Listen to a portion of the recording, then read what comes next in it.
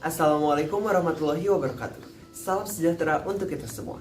Perkenalkan, nama saya Aldebaran Ryan Revidi, nomor absen 2 dari kelas 11 IPS 1. Apa kabarnya hari ini? Semoga kita selalu dalam lindungan Allah Subhanahu wa taala. Jangan lupa, kita harus selalu bersyukur kepada Allah Subhanahu wa taala setiap harinya, karena dengan rahmat dan karunia-Nya, kita selalu diberikan berbagai karunia dan nikmat seperti nikmat sehat, meskipun dalam kondisi dan situasi seperti ini. Baiklah, di sini saya akan menyampaikan sebuah materi, yaitu mengenai apa sih karya tulis ilmiah itu. Sebelum masuk ke materi inti, saya akan menjelaskan mengapa saya membahas materi ini. Alasannya, karena materi ini ada di dalam pembelajaran Bahasa Indonesia kelas 11 semester 2. Dan juga, kita sebagai generasi muda tentunya harus mengetahui secara menyeluruh mengenai materi ini. Karena banyak sekali lomba-lomba karya tulis ilmiah di Indonesia yang tentunya akan menambah pengalaman kita semua. Baiklah, kita masuk ke materi inti. Hal dasar yang harus kita ketahui mengenai suatu materi tentunya adalah definisi dari materi itu. Jadi, apa itu karya tulis ilmiah? Karya tulis ilmiah adalah karya tulis yang dibuat untuk memecahkan suatu permasalahan dalam kehidupan dengan menggunakan landasan teori dan metode-metode ilmiah. Biasanya, karya tulis ilmiah ini banyak berisikan data, fakta, dan solusi mengenai suatu masalah yang diangkat untuk memperkuat hasil analisis. Penulisan karya ilmiah ini dilakukan secara runtut dan tentunya sistematis. Selanjutnya ada tujuan. Tujuan kita atau banyak orang menulis karya tulis ilmiah itu apa sih sebenarnya? Tujuannya ada banyak, seperti misalnya sebagai wahana untuk melatih mengungkapkan pemikiran atau hasil penelitiannya dalam bentuk tulisan ilmiah yang sistematis dan metodologis. Kemudian bisa menumbuhkan etos ilmiah di kalangan pelajar sehingga kita tidak hanya menjadi konsumen ilmu saja, tetapi juga kita bisa menjadi produsen pemikiran dan karya tulis dalam bidang ilmu pengetahuan. Kemudian, karya ilmiah yang telah ditulis itu diharapkan menjadi wahana transformasi pengetahuan antara sekolah dengan masyarakat ataupun orang-orang yang berminat membacanya.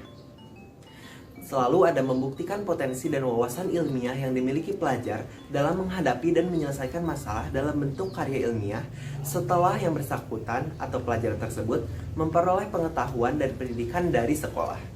Yang terakhir, bisa melatih keterampilan dasar untuk melakukan penelitian.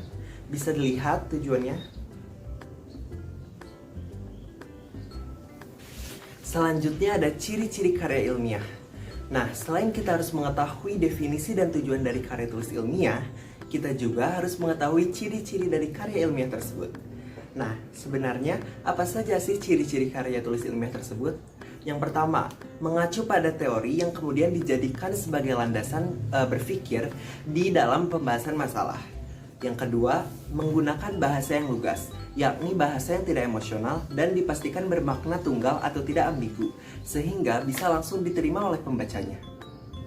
Yang ketiga, logis, sebab disusun dengan berdasarkan urutan yang konsisten dan sesuai hasil penelitian atau pengkajian yang dilakukan.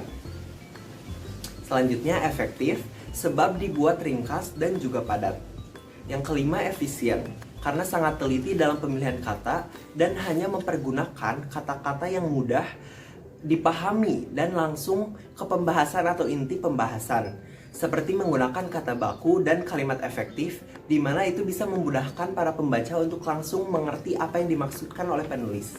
Kemudian objektif atau berdasarkan fakta, sebab setiap informasi yang ditulis dan disajikan di dalam karya tulis ilmiah adalah dari hasil penelitian dan tentunya bisa dibuktikan. Selanjutnya, menggunakan kaidah keilmuan. Hal itu bertujuan untuk menunjukkan bahwa peneliti atau penulisnya memiliki kapabilitas pada bidang kajian yang dibahas dalam karya ilmiah tersebut. Lalu, sistematis, sebab penyusunan dari bagian satu ke bagian yang lainnya itu akan mengikuti standar yang ada. Nah, misalnya dimulai dari pembahasan masalah, kemudian ke metode penelitian, hasil penelitian, dan kesimpulan. Struktur ini tidak bisa dibolak-balik agar mudah dibaca dan sifatnya menjadi logis. Selanjutnya ada macam-macam karya tulis ilmiah. Yang pertama ada artikel. Artikel adalah tulisan yang berisi pendapat subjektif yang penulisannya tentang suatu masalah atau peristiwa. Dalam konteks ilmiah, artikel adalah karya tulis yang dirancang untuk dimuat dalam jurnal atau buku yang berisikan artikel. Yang kedua, makalah. Makalah ini menyajikan sebuah masalah yang penyelesaiannya mengandalkan bermacam-macam data yang ada di lapangan. Karya ilmiah ini bersifat empiris dan juga objektif. Selanjutnya ada skripsi. Skripsi adalah karya ilmiah yang dibuat oleh mahasiswa untuk mendapatkan gelar sarjana nih atau S1. Skripsi memuat tulisan berisi pendapat penulis dengan mengacu atau berdasarkan teori yang sudah ada sebelumnya. Bisa dilihat macam-macamnya lebih lanjut. Nah, berikut adalah videonya. Yang pertama ada artikel. Kemudian ada makalah. Yang ketiga tesis. Selanjutnya ada kertas kerja atau work paper. Yang kelima ada paper. Yang keenam ada tesis. Dan yang terakhir disertasi atau PhD tesis. Selanjutnya ada struktur karya tulis ilmiah.